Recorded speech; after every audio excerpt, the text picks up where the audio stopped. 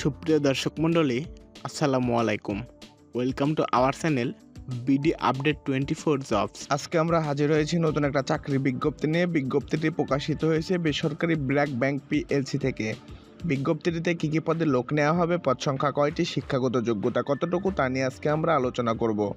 আলোচনা শুরুর আগে আপনাদের কাছে ছোট্ট একটা রিকোয়েস্ট। আপনি যদি আমাদের চ্যানেলে নতুন হয়ে থাকেন তাহলে চ্যানেলটি এখনই সাবস্ক্রাইব করুন এবং পাশে থাকা বেল বাটনটি অল করে দিন, যাতে আমাদের নতুন ভিডিও সবার আগে আপনার কাছে পৌঁছায়। আর ইতিমধ্যে যদি আমাদের চ্যানেলটি সাবস্ক্রাইব করে থাকেন তাহলে অসংখ্য ধন্যবাদ। বেসরকারি ব্র্যাক ব্যাংক পিএলসি জনবল নিয়োগে বিজ্ঞপ্তি প্রকাশ করেছে।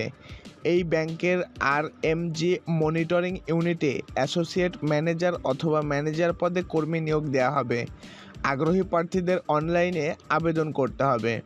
পদের নাম অ্যাসোসিয়েট ম্যানেজার অথবা ম্যানেজার আরএমজি মনিটরিং ইউনিট। পদ সংখ্যা অনির্ধারিত।